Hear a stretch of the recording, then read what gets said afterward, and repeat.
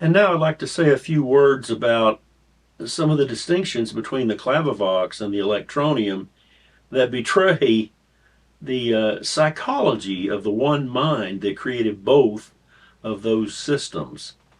The Clavivox, again, it's not a synthesizer, but it is an electronic performance instrument in the long tradition of the theremin, the Martineau, the Hertzian, the Trautonium, and many others.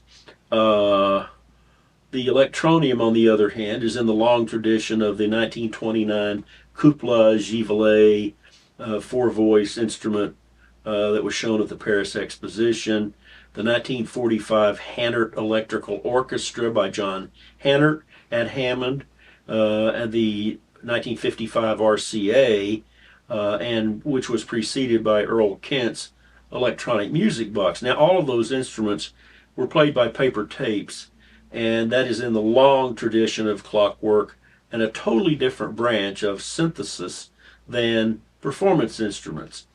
For example, the Minimo, which is a performance instrument. Now, this distinction is cogent or important, pungent to me, because I know that when Raymond, in his early career, had the quintet, the legend is, it's legendary that he rehearsed that group mercilessly. He insisted, he dictated parts from the piano, he told them what to play, and once they had that all together, he insisted that there be no improvisation. It was, parlor jazz, you might say, but there was not really much improvisation. He wanted to be the same each time, very dictatorial.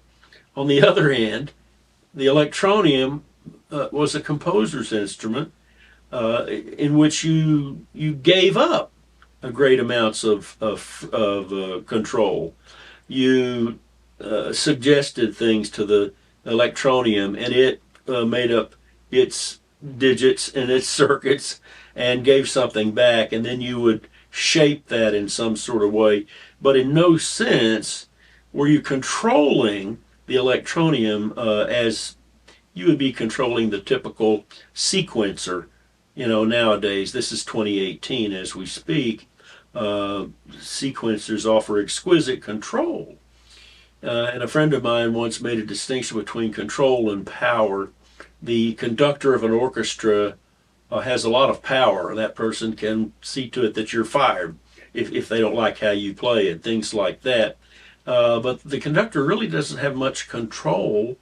Everybody else is playing the instruments. He's waving his hands. So there's this axis somehow.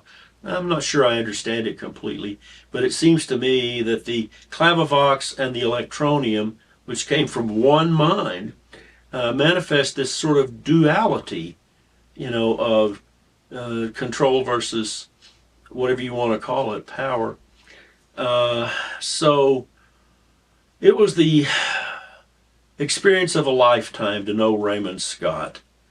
From the first time I met him and heard this music pouring out of the Electronium with seemingly minimal effort on his part, to the ill-fated concept of renting the Clavivox in Nashville studios, to the latter years when he was unfortunately plagued by health problems. And I did see him out in California just a bit, and he was still courageous. So I could sum it up by saying, I will miss Ray.